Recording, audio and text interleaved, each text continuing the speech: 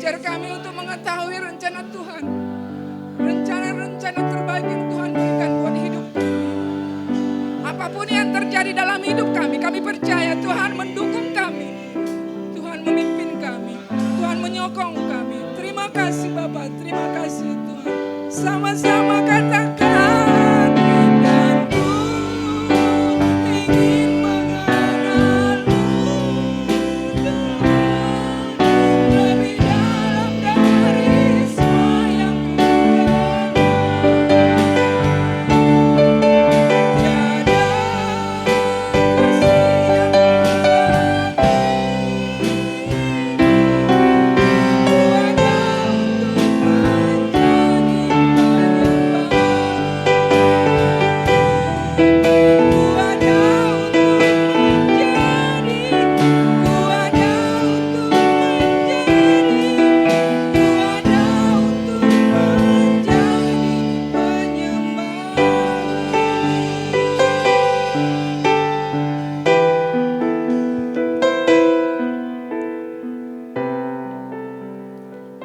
Saat ini kami siap untuk belajar dari renungan firman Tuhan. Kiranya Allah menolong kami dan memberkati kami ketika firman Tuhan dibentangkan di hadapan kami semua. Pimpin kami semua ya Tuhan dengan kuasa Roh Kudus-Mu, dan pimpin hamba-Mu, pimpin umat-Mu. Ketika firman Tuhan disampaikan boleh menjadi kekuatan bagi kami, menjadi penuntun dalam kehidupan kami, yang kami yakin di dalamnya ada hikmat Tuhan, ada berkat Tuhan yang telah Tuhan sediakan bagi kami semua. Dalam nama Tuhan Yesus Kristus kami siap untuk firman Tuhan. Sama-sama katakan amin. Salam Bapak Ibu. Puji Tuhan. Haleluya. Tema masih sekitaran tentang satu paket dari tentang mulai dari kematian, kebangkitan, kenaikan, dan penantian Pentakosta. Ya, hari ke-50 setelah kebangkitan Yesus. Nah, hari Kamis kita sudah beribadah bersama-sama memperingati tentang kenaikan Yesus Kristus. Adalah salah satu peristiwa yang fenomenal yang tercatat di dalam sejarah. Belum pernah ada kisahnya bahwa ada manusia terbang gitu ya. Bahwa kalau dia bilang ada manusia bisa terbang kayak pesulap begitu, itu secara logika itu bohong semua. Ya, namanya sulap, itu trik gitu ya. Tapi peristiwa bagaimana Yesus itu bisa terbang naik ke surga gitu. Surga di atas kah memang begitu ya. Yang jelas itu aja simbolik saja bahwa memang Yesus kembali ke tempatnya.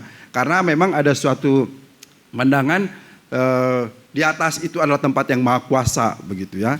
Nah, jadi bahwa nanti ada pertanyaan, oh berarti surga di atas gitu ya. Ngapain sih memperdebatkan itu? Kadang-kadang ada yang memperdebatkan.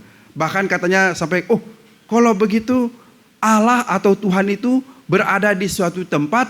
Kalau Allah berada di suatu tempat, berarti dia tidak maha kuasa. Karena dia berdiam di tempat. Masa dia berdiam di tempat yang dia ciptakan? Ini juga jadi repot juga. Beberapa waktu lalu kami berdiskusi tentang surga dan neraka, gitu ya.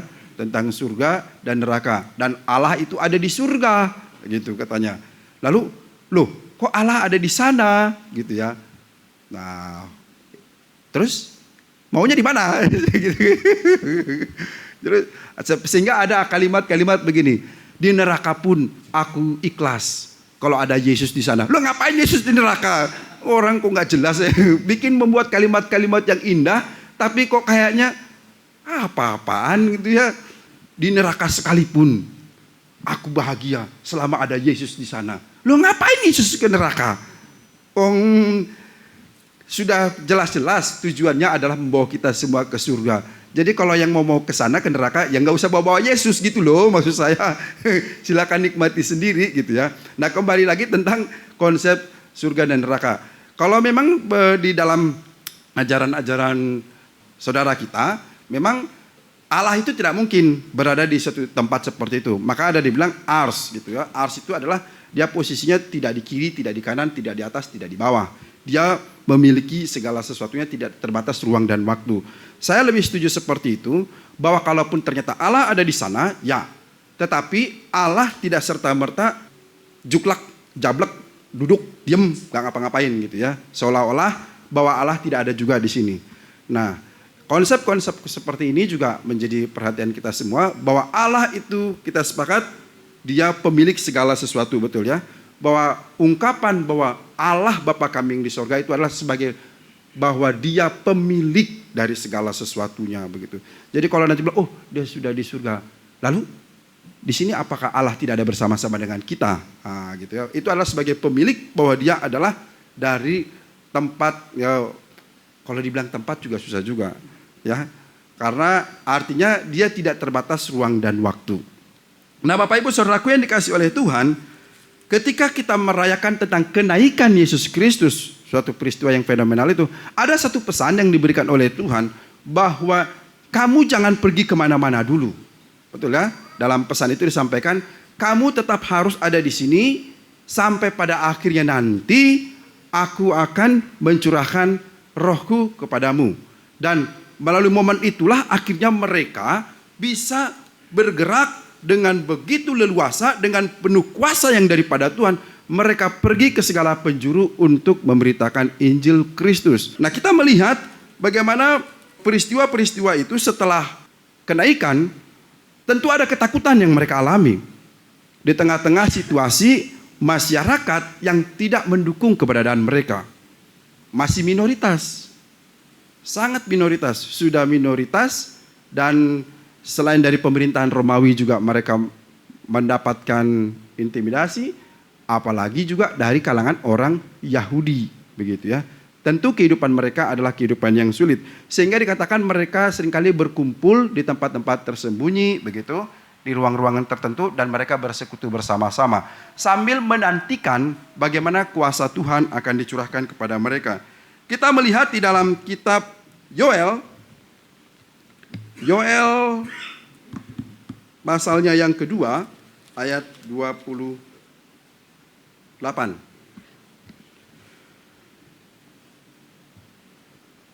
Yoel pasal 2 ayat 28. LAI memberikan judul Hari Tuhan.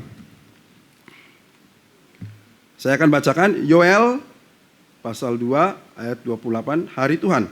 Kemudian daripada itu akan terjadi bahwa aku akan mencurahkan rohku ke atas semua manusia. Maka anak-anakmu laki-laki dan perempuan akan bernubuat, orang-orangmu yang tua akan mendapat mimpi, teruna-terunamu akan mendapat penglihatan-penglihatan.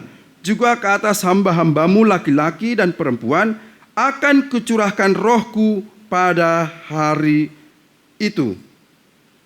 Bapak Ibu Saudaraku yang dikasihi oleh Tuhan, apa yang disampaikan oleh Nabi Yoel dalam nubuatannya, ini memang pada akhirnya akan tergenapi di dalam peristiwa di Kisah Para Rasul.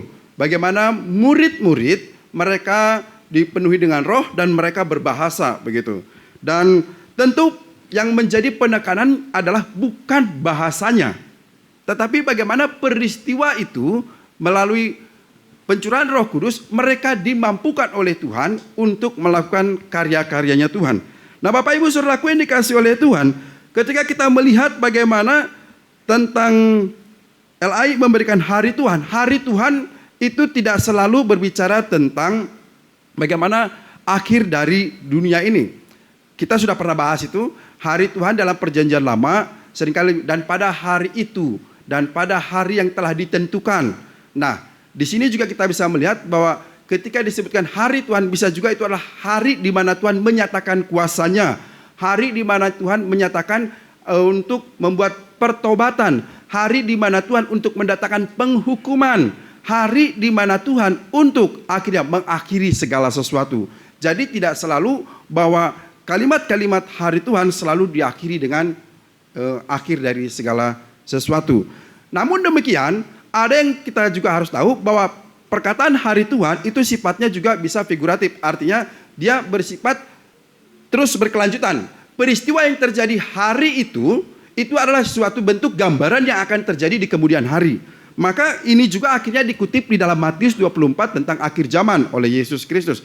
Dan itu adalah suatu gambaran-gambaran yang akan terjadi di zaman masa Alkitab. Dan kemudian gambaran itu adalah gambaran yang akan terjadi di kemudian hari tentang akhir dari dunia ini. Jadi lompatannya Bapak Ibu Saudaraku yang dikasihi oleh Tuhan, dari satu titik tidak bisa langsung ke titik ujung. Itu selalu berbicara tentang fenomena atau suatu peristiwa yang terjadi pada saat masa itu. Masa itu artinya masa tertentu dari masa si pembicara, terus bisa dia berapa puluh tahun pada masa Alkitab, bisa juga dia beberapa ratus tahun pada masa Alkitab sampai masa kitab Wahyu, dan setelah itu terjadi dan gambaran dari yang terjadi itu adalah gambaran tentang akhir dari segala sesuatunya. Contohnya ketika misalnya nanti kita menemukan bagaimana Yoel menuliskan di pasal yang ke-30, aku akan mengadakan mujizat-mujizat di langit dan di bumi, darah dan api dan gumpalan-gumpalan asap, matahari akan berubah menjadi gelap gulita dan bulan menjadi darah sebelum datangnya hari Tuhan dan yang hebat dan dahsyat itu. Dan barang siapa yang berseru kepada nama Tuhan akan diselamatkan, sebab di Gunung Sion dan di Yerusalem akan ada keselamatan. Ini tentang Yesus Kristus, kedatangan Yesus Kristus. Lalu dikatakan seperti ini, seperti yang telah difirmankan Tuhan, dan setiap orang yang dipanggil Tuhan akan termasuk orang-orang yang terlepas. Di Yerusalem pada tahun 70 peristiwa tentang robohnya tembok Yerusalem, akhirnya menjadi tembok ratapan. Peristiwa itu setelah bagaimana tahun 60 Nero mengamuk-ngamuk, ya, dia menghajar orang-orang Kristen di Roma. Lalu akhirnya peristiwa itu sampai ke Yerusalem dan akhirnya orang-orang Kristen di Yerusalem harus tercerai-berai. Ini adalah suatu peristiwa gambaran bagaimana hari-hari Tuhan itu akan datang seperti itu. Dan orang yang tidak bertekun di dalam Tuhan, dia akan mengalami akhir dari segala sesuatunya. Jadi gambaran-gambaran itu adalah gambaran nanti peristiwa yang akan terjadi. Terus bagaimana kita melihat apakah peristiwa-peristiwa ini akan terus berulang? Ya, berulang. Di sepanjang tahun berulang. Bukan sepanjang tahun, sepanjang zaman akan terus berulang. Dan orang-orang seperti Nero itu ada ternyata di sepanjang sejarah. Kita bisa melihat bagaimana pembantaian Nazi. Nah, orang Nazi itu Yahudi itu kan adalah gambaran juga bagaimana kekejaman-kekejaman yang terjadi. Lalu bagaimana juga kekejaman di beberapa tahun belakangan di Irak dan lain sebagainya. Bagaimana umat-umat Kristen dianiaya. Maka itulah juga gambaran-gambaran.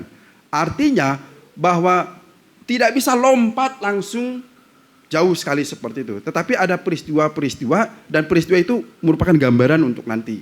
Dan hari ini kita tidak bisa menebak-nebak seperti apa. Maka oleh karenanya saya seringkali agak sedikit lucu ketika ada seorang yang katanya dipenuhi oleh Tuhan, lalu dia meramal-ramal tentang. Dan yang paling lucunya sudah mau mendekati tahun-tahun politik, mulailah itu manusia-manusia itu keluar lagi. Gitu ya.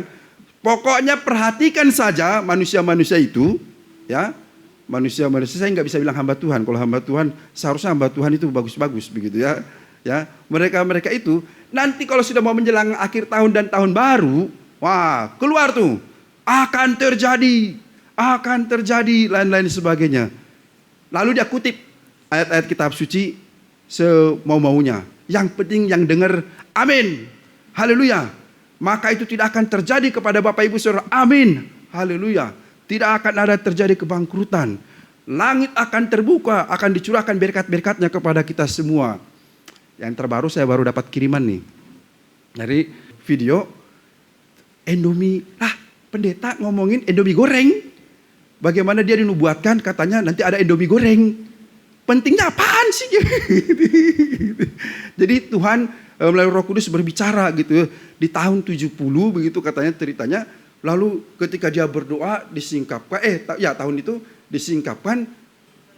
Ya nanti akan ada seorang pengusaha begini.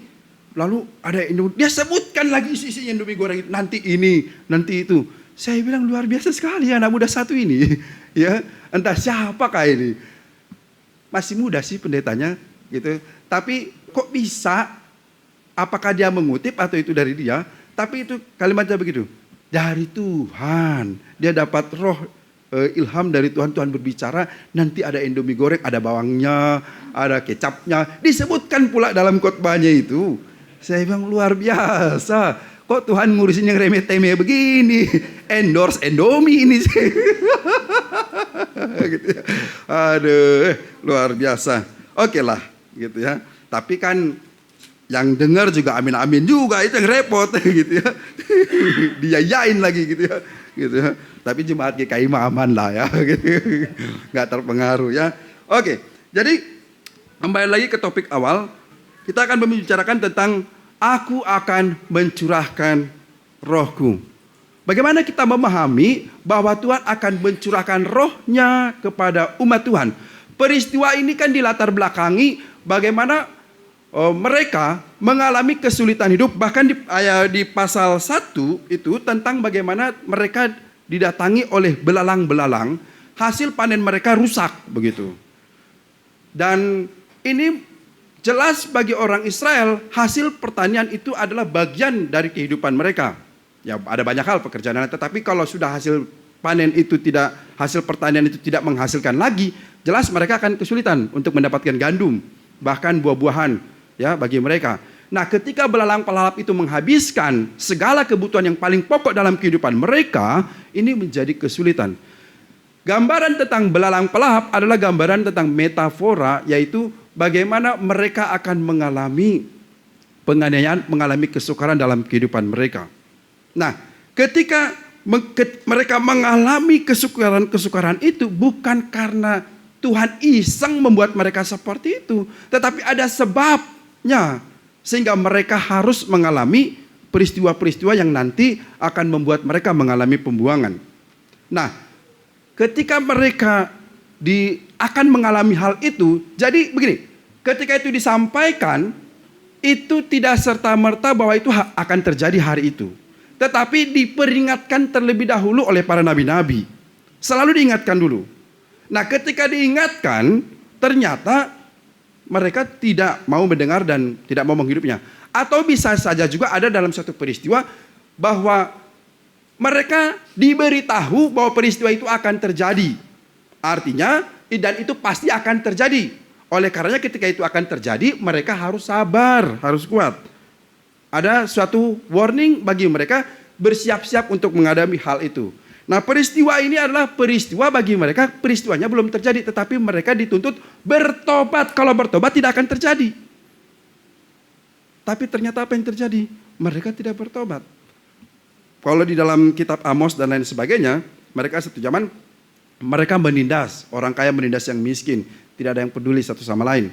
Nah, dalam kasus ini mereka tidak mau untuk datang kepada Tuhan, sehingga akhirnya mereka harus mengalami penderitaan, mengalami penganiayaan itu tadi. Nah, dikatakan oleh Yoel, dikatakan seperti ini, ketika peristiwa pertobatan itu akan terjadi, walaupun penghukuman akan terjadi, lalu dikatakan seperti, kemudian pada hari itu akan terjadi bahwa aku akan mencurahkan rohku ke atas semua manusia. Ada rentang yang waktu yang cukup panjang, 800 tahun. Dari Yoel sampai bagaimana ke Yesus Kristus, baru sampai ke kisah Rasul dan lain sebagainya. Dan bagi mereka yang mendengar hari itu, bisa saja itu isapan jempol, gitu ya.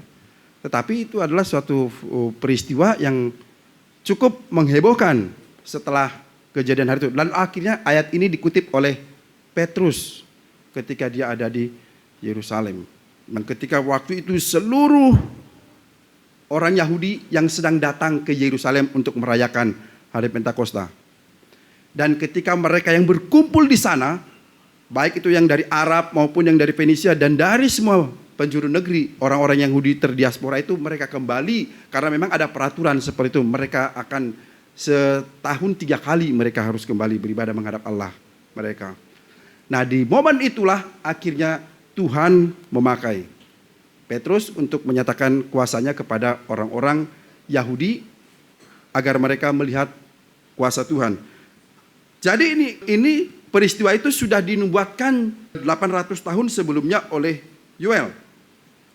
Lalu apa yang dapat kita ambil dari ketika Allah mengatakan, aku akan mencurahkan rohku ke atas manusia. Yang pertama adalah bagaimana Allah menginginkan adanya pertobatan bagi umatnya.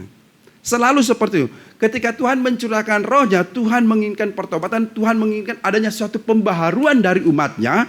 Ketika orang-orang Israel yang begitu dengan keras kepalanya, begitu dengan pemahaman-pemahaman fanatiknya, mereka merasa bahwa diri benar, dan ternyata telah tergambarkan bahwa apa yang mereka lakukan selama ini ternyata salah di hadapan Tuhan. Dan di saat itulah akhirnya peristiwa itu, ya, yang nanti kita lihat di kisah Rasul, mereka akhirnya melihat ternyata Tuhan menunjukkan kuasanya bagi mereka. Dan hari ini pun di peristiwa di Yoel juga peristiwa yang sama diingatkan kepada mereka. Jadi ketika rohku dicurahkan kepada umatnya, Tuhan menginginkan adanya pertobatan dari umat itu. Tuhan menginginkan agar dia kembali kepada Tuhan. Ada pembaharuan dari umat itu untuk diperdamaikan dengan Tuhan. Jadi ketika dikatakan bahwa orang itu dipenuhi dengan roh atau dicurahkan oleh roh Tuhan, bukan hanya semata-mata semacam euforia, lalu orang itu kelepak-kelepak jatuh begitu ya. Lalu setelah itu ya sama saja gitu. Yang seperti yang digambarkan, mari kita akan menghadiri pencurahan Roh Kudus begitu. Lalu kita akan maju bersama-sama, siapa yang ingin dipenuhi dengan Roh Kudus maju begitu. Atau siapa yang ingin mendapatkan jamahan Roh Kudus maju begitu. Lalu dalam hitungan 1 2 3 terimalah. Gitu. Yang lebih heboh lagi, wih gitu ya, tiup-tiupan. Baru dia buka jaketnya gitu, jasnya. Terimalah. Wih, jalan ke sana kemari gitu ya. Wih, dia coba praktekkan itu semua. Ada yang lebih baru lagi. Terimalah. Dia harus pegang sepatunya. Wih, jangan lihat sepatu saya. Baru.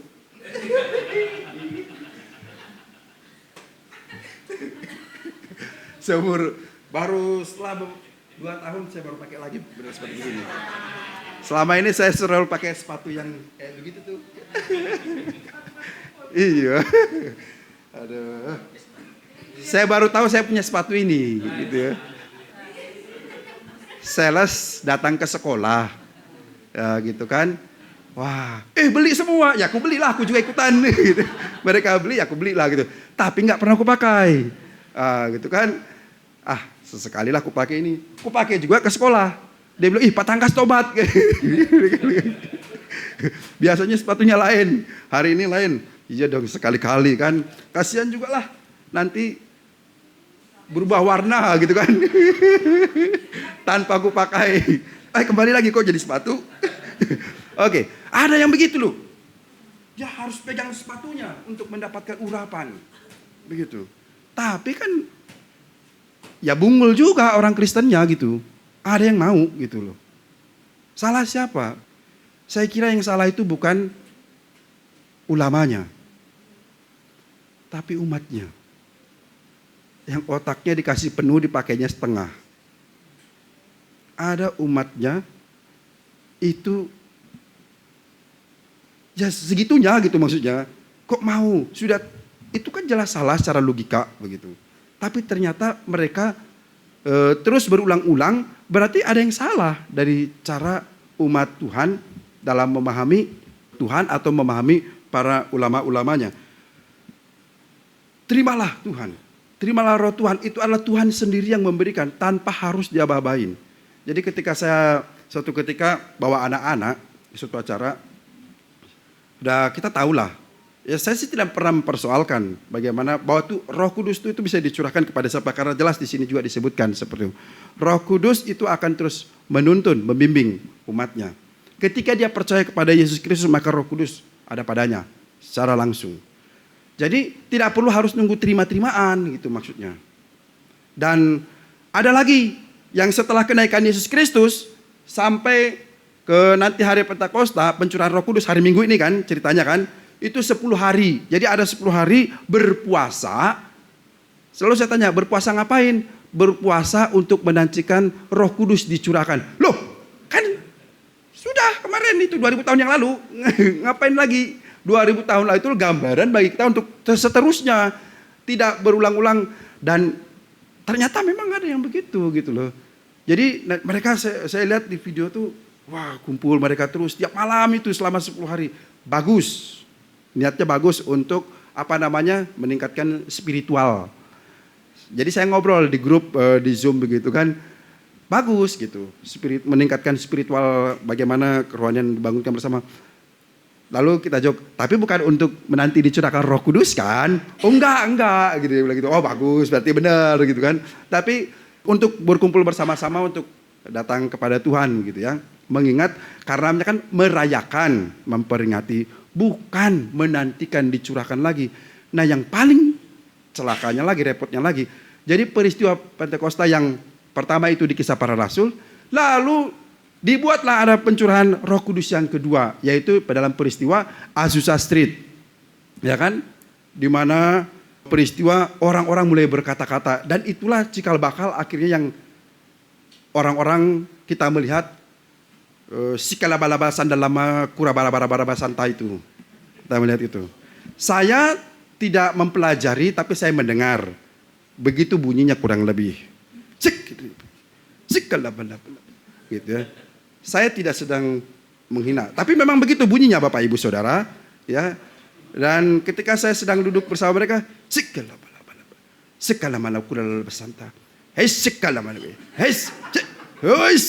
gitu ya. Saya di samping begini.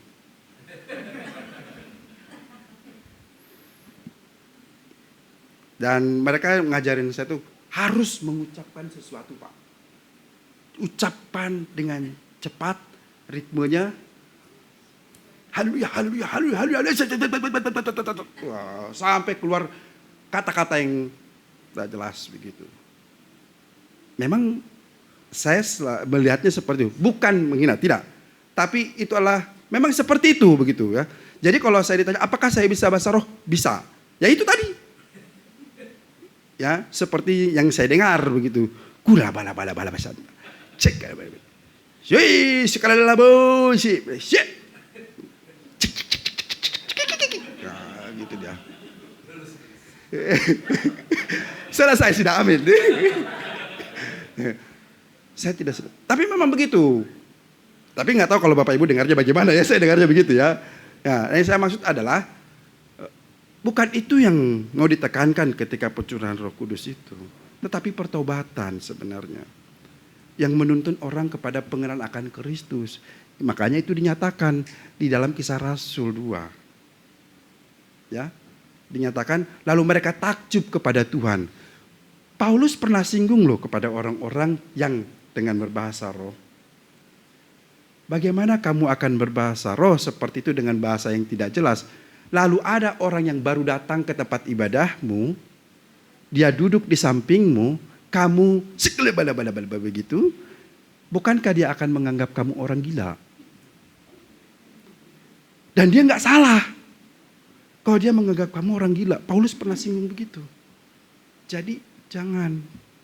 Bahwa ternyata ada bahasa roh atau bahasa lidah dalam Alkitab, saya mengimani iya.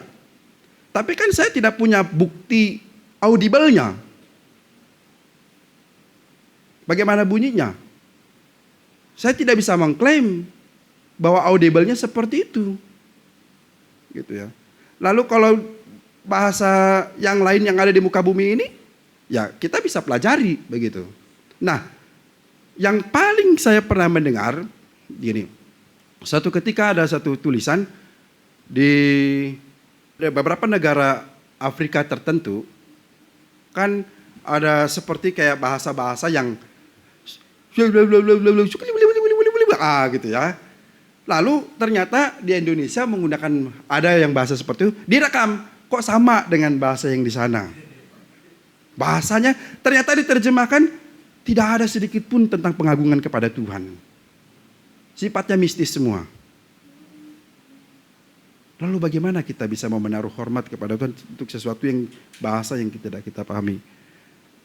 Jadi bukan kita mau sedang, tapi kita menggunakan daya nalar kita bahwa Alkitab ada mencatat, tetapi audible-nya kan tidak pernah ada rekaman bunyinya seperti apa. Kalau ada, ya yang kita dengar itu saja. Bunyinya seperti itu. Jadi pencurahan Roh Kudus adalah bukan penekanan tentang kita memiliki bahasa itu, tetapi penekanannya adalah bagaimana kita dapat mengenal Yesus Kristus dan kita bertobat di dalamnya. Dan kita mengakui bahwa kita adalah orang bersalah, mengakui bahwa kita berdosa, dan melalui itu akhirnya kita berubah hidup kita. Dan kita akhirnya mengalami kekaguman yang besar kepada Tuhan. Orang yang mengalami pencurahan Roh Kudus, artinya setelah dipenuhi oleh Roh Kudus ketika dia menerima Yesus Kristus, maka ada perubahan di dalam kehidupannya, ada pertobatan, dan pertobatan itu akan ditunjukkan dari hari ke hari, mulai dari perkataannya, cara dia bertutur kata kepada orang lain, cara dia berperilaku, cara dia melayani orang lain, bagi cara dia bekerja, cara dia hidup berumah tangga, cara dia hidup dengan masyarakat sosialnya. Ya saya sih nggak orang bagus-bagus amat di masyarakat sosial gitu. Cuman kadang-kadang saya agak risih kalau misalnya ada sesuatu kegiatan di situ, lalu ya pengen aja gitu, walaupun nggak dibutuhkan, pengen betul, gimana rasanya. Nah, hal-hal seperti ini juga kita perlu belajar begitu maksudnya. Dan kami sama istri begitu, belajar. Pas di depan kita atau di samping kita, ikuti. Maksudnya itu apa saja yang bisa dipegang. Gitu ya. Tunjukkan apalagi kita in minor, double minor gitu ya. Lalu kita cuek-cuek saja, habislah kita. Gitu. Apalagi kita sering tinggal anak. Ya kan? Kita juga perlu bantuan mereka untuk menjaga anak-anak kita begitu. Banyak hal. Terus bagaimana tentang kita perubahan hidup kita ditunjukkan dari perilaku kita. Jadi ada suatu ketika ada hamba Tuhan ya. Kan TikTok dan Instagram itu sekarang banyak ya. Dengan kata-kata bijaknya dari mereka pester-pester muda lah begitu. Bersyukur kita punya banyak pester-pester muda. Yang dari mana katanya kehidupannya dulu adalah belangsak begitu ya. Nggak karu-karuan begitu. Penuh tato, pakai anting. Antingnya tuh seharusnya ya untuk cewek di sini dia pasang di sini. Selain di hidung dipasang juga di sininya gitu kan. Sudah di sini dipasang juga di lidahnya gitu kan. Kayaknya nggak tahu-tahu mau dipasang di mana lagi. Pokoknya dipasanglah semua. Bertobatlah. Bagus, puji Tuhan. Oh, haleluya, alhamdulillah, gitu kan. Bertobat mengenal Yesus Kristus. Tapi kok nggak ada perubahan? Perubahan dalam artinya begini. Saya setuju, senang sekali ketika ada orang punya tato banyak begitu ya, anak muda lalu bertobat. Dia tampil. Tapi setelah tampil di Instagram, di TikTok dan lain sebagainya, tatonya kok masih dipamer-pamerin gitu loh. Ya maksud kita ya ditutup lah gitu kan. Dadanya yang penuh tato itu ya gitu kan. Ya janganlah dipakai baju bagus-bagus begitu. Baru sampaikanlah firman Tuhan. Jangan dia tampil di TikTok yang 30 detik itu dengan gaya nyeleneh, anting masih di sini. Seolah-olah itu jadi pembenaran. Lalu perubahan paradigma tentang pertobatan kepada Kristusnya di mana begitu. Ya, dia tato, dia gulung begini lalu tatonya banyak dia tunjukkan semua. Yang nggak ditunjukkan kelihatan begitu ya. Dia sambil ngomong-ngomong begini, ngomong kata-kata bijak dengan ayat Alkitab begitu. Kelihatannya bagus. Tapi itu tidak baik. Ya. Tutup. Saya punya beberapa teman hamba Tuhan itu yang mereka punya tato banyak. Ketika mereka bahkan bertamu saja kalau ke rumah kami itu, dia mau ada tatonya di sini, kadang kepanasan, dia mau gulung gini aja, dia kadang harus dia tutup.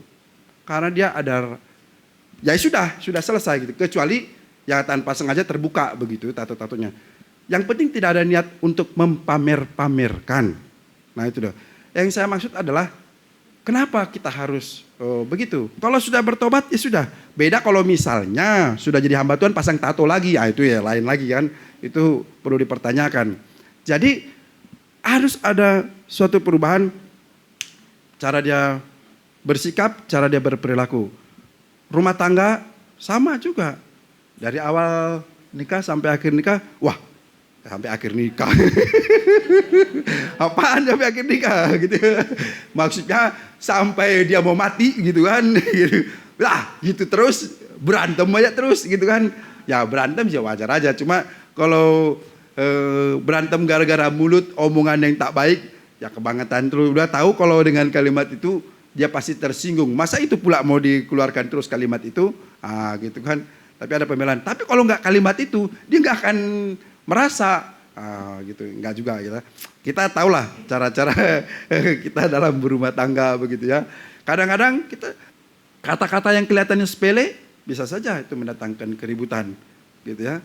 Dan di tempat kerja juga sama. Cara kita berperilaku ketika kita diberikan tanggung jawab yang besar, hamba Tuhan, siapapun memiliki potensi yang sama, Bapak Ibu Saudaraku. Potensi yang sama untuk jatuh dalam dosa. Oleh karenanya, ayo kita ketika kita dipenuhi Roh Kudus adalah kesempatan kita untuk bertobat.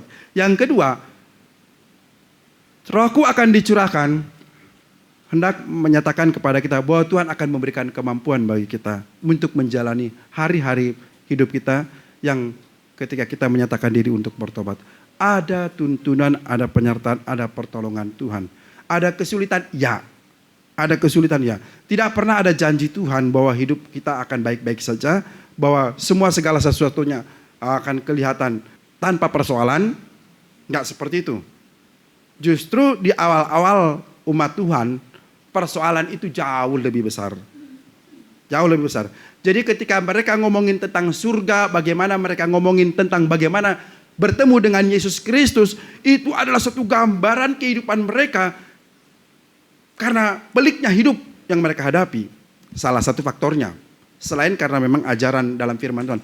Tetapi membuat mereka untuk tetap bertahan adalah karena mereka ingin bertemu dengan Yesus Kristus. Ada janji yang manis yang Tuhan berikan. Maka kalau ada yang bilang, untuk apa aku mendapatkan seisi dunia ini? Kalau ternyata aku tidak bersama dengan Yesus Kristus. Bagi mereka yang pada saat itu indah sekali. Indah sekali. Tetapi bagi saya atau kita semua yang setiap bulan jelas ada penghasilan dan kelihatan baik-baik saja, ungkapan sekalipun dunia ini tidak aku dapatkan, selama ada Yesus bersama denganku, oh kayaknya biasa saja, santai aja. Apalah artinya hidup ini tanpa Yesus. Oh, indah banget ya, gitu kan. Tapi setelah ulang, gitu kan, sangat berbeda. Situasi abad-abad pertama memang situasinya seperti itu. Dan message itu, pesan itu adalah pesan yang sama bagi kita. Ketika kita hidup di dalam kesulitan, ketika kita hidup di dalam kenormalan, ketika kita hidup dalam keberkatan yang berlimpah-limpah, seharusnya sama penekanannya. Yesuslah yang menjadi tujuan hidupku. Tanpa Yesus, aku tidak dapat berbuat apa-apa. Maka dengan Yesus aku dimampukan untuk melakukan yang terbaik bagi Tuhan. Dengan Yesus aku dimampukan untuk mempertahankan imanku sampai akhir kehidupan. Maka ketika rohku, maksudnya roh Tuhan dicurahkan kepada kita semua, ada suatu janji Tuhan bahwa Tuhan menyertai kita sampai akhir kehidupan kita. Ada janji Tuhan bahwa Tuhan tidak akan pernah membiarkan kita. Ada janji Tuhan ketika kita mengalami kesulitan, Tuhan ada di sana. Walaupun belum tentu di situ ada jalan keluar. Seringkali nggak ada jalan keluar, seringkali begitu, nggak ada jalan keluar. Lalu Bapak Ibu Saudara menghadap saya, kalau gitu ngapain percaya sama Tuhan? Gitu ya. Gitu ya. Seringkali mungkin tidak ada jalan keluar. Kadang kita ya harus duduk bagus, diam sebentar. Setelah kita berwasma, saya nggak tahu bagaimana cara Tuhan menolong kita semua. Yang saya mau tekankan adalah kita tidak akan pernah tahu bagaimana cara Tuhan menolong kita. Seringkali sepertinya tidak ada jalan keluar, itu menurut konsep saya seperti itu. Tapi ternyata bagi Tuhan bisa saja Tuhan kasih jalan yang lain. Karena konsep kita seringkali jalannya mestinya begini. Tetapi jalan keluarnya bukan itu bagi Tuhan. Jalan keluarnya ya memang kalau kau mencuri, kalau kau korupsi, jalan keluarnya ya memang ya kau harus masuk penjara. Gitu loh. Johnny G. Plate kalau memang dia korupsi, jalan keluarnya ya tetap harus masuk bui. Mau didoain kayak pendeta macam bagaimanapun 10 pun, ya nggak bisa gitu. Artinya apa? Ya jalan keluarnya itu. Harus nggak ada jalan keluar untuk supaya dia bebas. Tapi memang harus, dan itu harus diterima konsekuensinya. Disitulah ada pertobatan. Kalau bertobat dengan sungguh-sungguh. Jadi yang saya maksud adalah, ada hal-hal di mana ketika kita memang harus ikut jalurnya Tuhan. Dan seperti sakit penyakit, jalan keluarnya bagaimana? Ya, bagi kita kelihatannya seperti tidak ada. Dan tapi bagi Tuhan yang terbaik adalah dipanggil hari itu.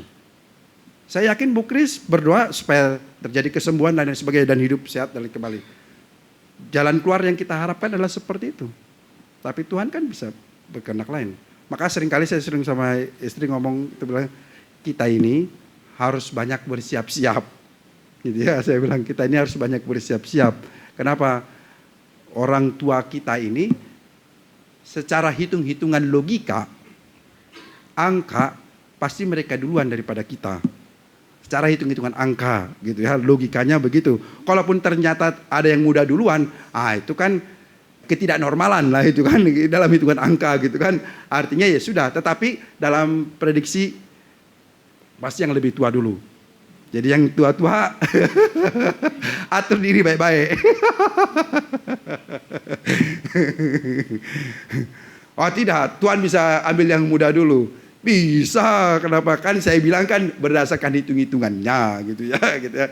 Jadi ayo selama kita masih ada kesempatan dalam hidup ini, roh Tuhan yang telah dicurahkan setelah kita bertobat itu, Tuhan akan menuntun kita, memberdayakan kita untuk melakukan yang terbaik bagi Tuhan. Apapun itu. Siapapun kita, apapun kedudukan. Ada mungkin dosa di masa lalu, ya sudah. Datang kepada Tuhan, Tuhan pulihkan. Dan bagi kita yang kita mengenal bahwa dia pernah melakukan dosa di masa lalu, ya janganlah diungkit-ungkit. Gitu ya. Betul ya, ketika itu diungkit-ungkit, itu ternyata menyakitkan sekali. Walaupun sepertinya biasa saja. Ketika terjadi di sekolah, ada peristiwa seperti itu, masalah keuangan begitu misalnya. Di masa lalu diungkit lagi. Wah, nangis kan? Akhirnya semua bilang, lagian ngapain ngomongin kayak begitu? Kan sudah selesai perkaranya sekitar 4 tahun yang lalu. Kenapa kita harus diskusi? Kalian gak usah diingat-ingat lagi. Bahwa kita ingat itu ya, tetapi gak usah jadi konsumsi publik lagi. Nah inilah menjadi pembelajaran bagi kita semua. Bahwa berikan kesempatan kepada saudara-saudara kita untuk bertobat. Karena kehadiran kita adalah juga untuk menguatkan mereka untuk maju di dalam Tuhan. Jadi roh Tuhan dicurahkan bukan hanya kepada hamba-hamba Tuhan. Maksudnya hamba Tuhan di sini adalah pendeta, gembala dan lain sebagainya. Tetapi kepada perempuan dan laki-laki. Kepada semua umat yang mau berseru kepada Tuhan. Dan ketika roh itu dicurahkan, dia akan mempertobatkan kita semua. Dan ketika roh itu dicurahkan, dia akan memampukan kita menjalani hari-hari kita. Ketika roh itu dicurahkan, dia akan terus mengingatkan kita tentang kedatangan Kristus yang telah naik itu kepada kita semua. Tuhan Yesus memberkati. Kita berdoa. Oh haleluya Tuhan.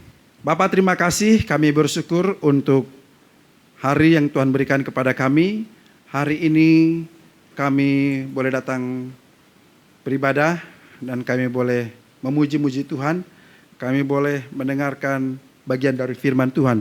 Apa yang telah kami dengarkan ya Tuhan, biarlah kiranya Tuhan tanamkan dalam hati kami, supaya kami hidup di dalam Tuhan, hidup sesuai dengan ketetapan-ketetapan Tuhan.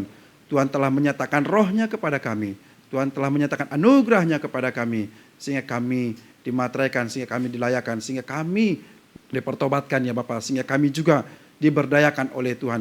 Dan kami boleh berkarya di gereja yang Tuhan tempatkan. Kami boleh berkarya di rumah tangga kami, di masyarakat kami, di tempat kami bekerja, dimanapun ya juga ya Tuhan. Kiranya dengan Roh Kudus menuntun kami, supaya kami kedapatan tidak melakukan hal-hal yang berdosa ya Tuhan. Dan ketika kami melakukan sesuatu perbuatan dosa, biarlah kiranya Roh Kudus mengingatkan kami supaya kami bertobat kepada Tuhan, mendapatkan pemulihan yang sejati daripada Tuhan. Terus memberkati umat-Mu, terus memberkati jemaat sahabat mulia ya Tuhan. Kiranya dalam setiap aktivitas kami hanya meminta tuntunan daripada Roh Kudus menyertai kami semua ya Bapa. Terpujilah Engkau ya Tuhan. Ibadah kami Tuhan pada saat siang hari ini telah selesai. Kami akan kembali ke tempat kami masing-masing dan kami akan kembali beraktivitas sepanjang minggu ke depan. Tuhan tolong kami. Apapun yang kami kerjakan, Tuhan sertai sehingga semuanya itu mendatangkan keberhasilan, mendatangkan keberkatan bagi kami semua. Berikan kami kesehatan, berikan kami untuk memberikan yang terbaik hanya bagi Tuhan saja. Bapak Ibu Saudaraku yang dikasihi oleh Tuhan, ibadah kita telah selesai. Pulanglah dan terimalah berkat yang daripada Tuhan.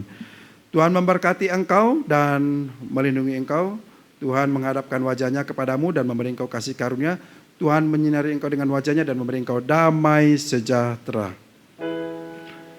Puji Allah, pohon berkat. Puji Dia segenap bumi, di surga pun memuji Bapa, Anak, dan Roh Kudus. Amin.